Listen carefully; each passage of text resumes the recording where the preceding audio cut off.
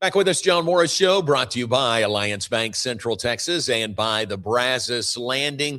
Welcome in now our legal expert. He is the official legal expert of the John Morris Show. Dan, congratulations on that distinction. Dan Hare joins us today. Good to see you. How are you this morning? Hey, John. Great to see you, too. It's an honor to be the official legal expert for the show. So thank you for having me.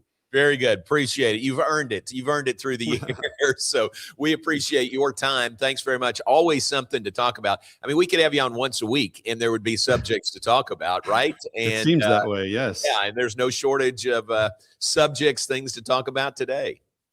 Absolutely. No, I mean, especially right now in the world of college sports, it is a wild time with litigation, of course, happening across the country with rule changes that are important and impact everyone. And then, of course, the continued effort by various constituencies to lobby Congress for a bill to kind of regulate or govern college sports in some ways. And so, and all of that's kind of coming to a head, it feels like right now, all at the same time. Yeah, that's true. And going into, a new school year, a new academic year, football season, 32 days away for Baylor, things like that. What about the bill in front of Congress now? Just give us an overview of where things stand with that right now. Yeah, well, and if for anyone in the audience that's following this quite closely, you'll know that, I mean, there's kind of minute by minute updates to this at this point, because the bill was, first of all, kind of backing up a little bit, was initially opposed by the two large conferences, the Big Ten and the SEC.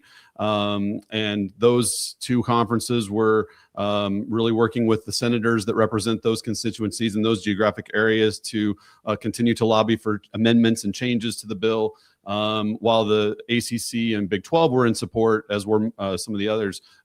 Those two power conferences that kind of run things right now were opposed. And over the course, there's been sort of a flurry of negotiations and amendments to the bill. And as of, I believe, Friday, the Big Ten and SEC were essentially on board, and the presidents of those universities and those conferences over the weekend voted in support generally of that. Now, until I think maybe even just a few minutes ago, I don't know that anyone had seen a full text of the bill. So this is kind of one of those, we got to pass it to find out what's in it sort of things. It's a little bit nerve-wracking. We kind of know the themes, and we know kind of where the changes are supposed to be. But so even today, I'm not sure we all know exactly what word for words in the bill. But just procedurally, where it looks like things stand are the Senate has this week to get it done before they all go on recess for about a month. Okay. And so they have we were kind of watching yesterday to see whether or not something called cloture would be filed in the Senate, which is basically to put the bill on the floor. And that did not happen last night. And it's not because of the merits of the bill per se, but it's more just the machinations of Senate work. And there's a lot of other important bills that are being debated and need to be voted on before the recess. Things that probably most would consider more important than college sports, things with the budget and with Iran and with, different things. So, and approvals for appointments to high cabinet positions, things like that. And so the calendar becomes a problem because the Senate moves slow and you have to get through a bunch of different procedures to get there. So we're still sort of watching to see whether it's possible that the Senate could vote on it this week. If not, it kicks it into the later part of the fall, and momentum probably falls off a bit, and it gets a little more challenging to pass. But it appears right now there's enough votes in the Senate to pass it and to break a 60-vote filibuster pretty easily. But it's just a matter of will it ever get to the floor, and so that's kind of where we are. All right. Is there, do you sense a sense of urgency to get that done, get it on the floor this week, knowing that they're going to be gone for a month after this week? Certainly the proponents of the bill, especially Senators Cruz and Cantwell, are pushing for that, as are a number of others in the Senate, but also from obviously the NCAA is probably the most prominent supporter of urgently passing this. especially as they're continuing to defend cases and litigation around some of these issues across the country. Would love to have the bill in place, I'm sure, as soon as possible. The other issue is, of course, that once it does pass the Senate, it still does need to go to the House, and the House is kind of different body and different animal, and there may be some different issues that are going to arise there. That so even if we're to get on the floor and pass the Senate, it doesn't mean it's done. The president, I think, has given all indications he'll sign a bill. So if it does get through the Senate and the House, I would anticipate a signature from the president. So that's not an issue, but the House is potentially still an issue. I heard there was a nudge from President Trump that sort of pushed the Big Ten and the SEC to say, oh, okay, yeah, we do want to get on board with this. Yeah, there was some reporting to that effect that he was sort of, telling those folks, those leaders of those conferences to kind of, get on board, or, he has tools at his disposal to, as we've all seen, to take to his communications apparatus and make it uncomfortable for people. So, I don't how much that weighed into the support, I don't know, but I do think that was widely reported. Yeah. Gotcha. All right. How about the 5-for-5? That seems to be moving forward. We know about just give us the status of that.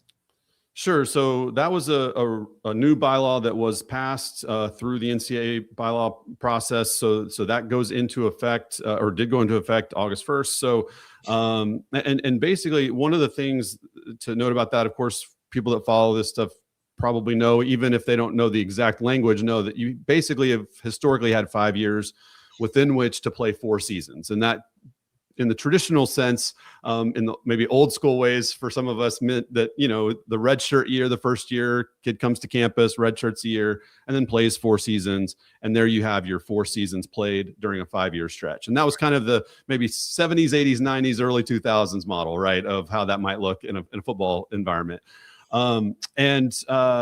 However, now with a lot of the challenges to things like junior college counting towards your seasons and challenges to that, Diego Pavia, the most prominent of that from Vanderbilt last year, won a big injunction for that and led to a blanket waiver for his class year of all of the athletes that were in his position to get a year back, essentially, for junior college seasons used. All of the different types of waivers that are out there to extend your clock of 5 years, or to extend the number of seasons based on a number of circumstances, injuries and illnesses certainly being a major one, but there are others that the NCAA is really, those exist all the time, and they have struggled to kind of implement those or enforce those in a consistent basis, according to a lot of folks. And so that leads to a lot of disagreement. Why did you grant this waiver and not that waiver? Why is this person eligible and not that person? Well, the new rule is more of a strict 5-year rule that will not include waivers, will not include kind of those opportunities to go and get a year back or a season back, but essentially will say, hey, from the time you start college, you have 5 years, and you can play 5 seasons in those 5 years. So, but that's the clock, and then it's also contingent on your age. So if you do take a year or 2 off out of high school, and you do a gap year, something like that, or you come back 2 years later to start your clock, it actually starts the fall after your 19th birthday. So you can't, so you could be burning a year if you're traveling Europe or something, and you turn 19, and the next year, that counts as one of your 5 years, and you're not getting that back according to the new rule. Gotcha. Yeah. And our friends at BYU, if they go on a mission, which does happen, their clock would still start after they turn 19. So actually, those are the 3 exceptions that are in the 5-year rule are pregnancy, military service, and religious mission. So okay, you do have those 3 things built in. And those were already exceptions in the old rule that existed. And so, it's the waivers for special circumstances that are basically going to go away. Gotcha. That makes way too much sense. I mean, finally we got something that makes sense, right? Yeah. And the bill itself, and the bill that's going through Congress does include, it's not exactly the same, but it's pretty close to the same language as that 5-year rule. All right, and that brings up the question, guys who have, like Caden Powell at Baylor basketball was out of eligibility. he thinks he has another year left now with this. What's the status of guys or girls coming back and saying, hey, I would like my 5th year back? Yeah, so that was one of the big deliberations that took place over the spring and early summer when this rule was passed, is what are we going to do with the graduates of 2026, the 2025, 2026, if someone had their clock end in that year, this past spring, but now if they were playing under the new rule, would actually have another year. They maybe only used 4 seasons and they still had a year left and they could play a 5th season. And the NCAA has been adamant from the moment they passed the rule, which is we're not grandfathering in that group. Right. And so that's why you have seen a bunch of litigation from individual athletes, from groups of athletes that fall into that category, who, if they were a year later, would have that additional year. It's this one kind of in between class year group that's stuck, that's not getting relief. And they're going to wind up, as a class, generally speaking, not having that year back unless they're going to be part of any of these lawsuits. And so that's what a number of these are about, in arguing that that these cases that the athletes are owed those years based on the NCAA's approach to this, that it's in violation of antitrust law to exclude this group as a class, and so forth. And so, the cases are all over the country. They're in federal and state court. And we're going to get different, probably, decisions from different judges who see things differently. And so it's going to be kind of a patchwork for this group of the 25-6, graduates, for lack of a better word, on this 5th year. Yeah. Okay. Very good. Great explanation. So does the red shirt, the term red shirt, the red shirt year, does that just go away? Yeah, it is in the new. That's right. Yeah, in the new rule, that has gone away. So you don't have to track that. We've kind of gone over the last few years in football with a 4-game.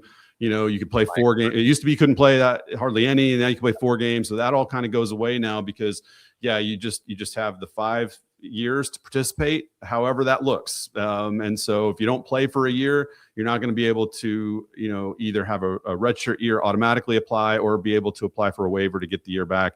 It's just, that's going to be the clock, 5 years to participate. Interesting. Very interesting. All right. Great explanation. Thank you for that. Another question for you, and say what you can about this, or say you can't say anything about this, but Baylor's got 2 football players, that we're trying to gain their eligibility, Yakiri Walker and Hosea Wheeler. What can you tell us about their situations? Sure. Yeah. As you mentioned, and I'm representing both of them. And so there's litigation still ongoing in both. So I'll limit it for the most part. But sure, I understand. We obviously had the temporary injunction hearing last Tuesday for Yakiri Walker. And it unfortunately did not go our way. And so we're continuing to explore options with him. And then for Hosea Wheeler, his temporary injunction hearing is coming up next Tuesday, a week from today, on the 11th. The judge did sign a temporary order in that case to allow him to participate during this week, leading up to that hearing. And so, at least for now, he's able to participate until the hearing. But and 2 different. I think it's important to note that it wound up in the same court. The cases at the McLennan County District Court are randomly assigned, but they did both happen to get randomly assigned to the same court. There's another case from a Baylor baseball player that's assigned to a different court.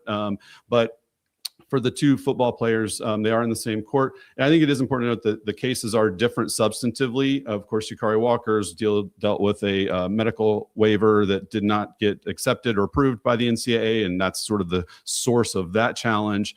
And then Hosea Wheeler is more in what we were just talking about, in the group that had a junior college season counted against him, and he's more in kind of that Pavia group. In fact, he was part of the Pavia class. So, so 2 different substantive challenges, but all seeking the ultimate result of course, trying to get the year back here in the next few weeks. Yeah, exactly. Say no more about that. Thank you for sharing that. Sure. And we appreciate your insight and input on that. Any other topics, subjects that are top of mind for you right now involving college athletics? Yeah, well, I think the piece about what's in, we've talked about the bill that's of course being debated, and I think just kind of maybe circling back to finish with that is that is some of the things that are in there I think are interesting. Some of the things that got the big conferences, Big Ten, SEC on board, is if this bill does go into effect, it effectively raises the cap of the revenue sharing model from the low $20 million range. It goes up each year with some different parameters, but to approximately $48 million a year. So it over doubles. And a bulk of that is what's known as, or is being referred to as a retention NIL. So basically you can use it to retain your current roster. And so it's not going out to get new players, but it's to retain your current roster. And then there's another $5 million built in specifically for women's sport athlete and for Olympic athletes. And so that's where you get the additional 25-ish million to get to 48.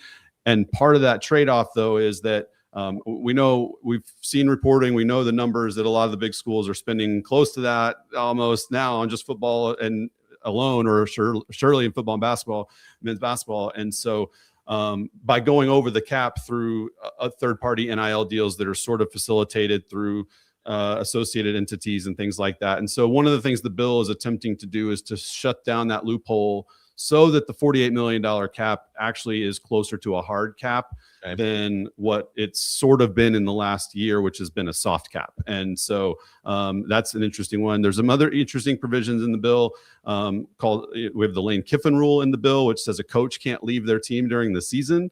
That's in there. And we also have, I mentioned the 5-year rule is in there. It also limits the power conference membership numbers to 19. A conference can't grow more than 19. So this is sort of a way to prevent the Super League from forming. I think the Big Ten right now is at 18. So that would allow, I guess, them to add maybe one more member. But it also puts in there that if you move from one power league to another, so I'm thinking about maybe an ACC school, Miami, or somebody moving to like the SEC or something like that, they would have to actually do 5 years as an independent before they could join the new conference. So it's really trying to disincentivize movement within the power conferences in a few different ways. And so, and then the last piece, of course, is that it does grant the antitrust exemption for the NCAA in a limited capacity to enforce and make rules related to transfers and related to eligibility, so that a lot of these cases that I'm working on and we've been talking about are essentially exempt, or the NCAA is exempt under antitrust grounds. You could sue under other grounds, but you couldn't sue under antitrust. So those are the things that are in the bill that we're paying attention to. And again, we'll just see if it makes it to the floor and then ultimately gets signed maybe by the end of the year. We'll see. Yeah, fascinating. Well, you're a great source of information. I appreciate your time. Thank you very much. I'll say hello to your lovely wife, who's in the office right next to me when I get to our building. And thank you, Dan. We appreciate your time and expertise this morning. Thanks, John.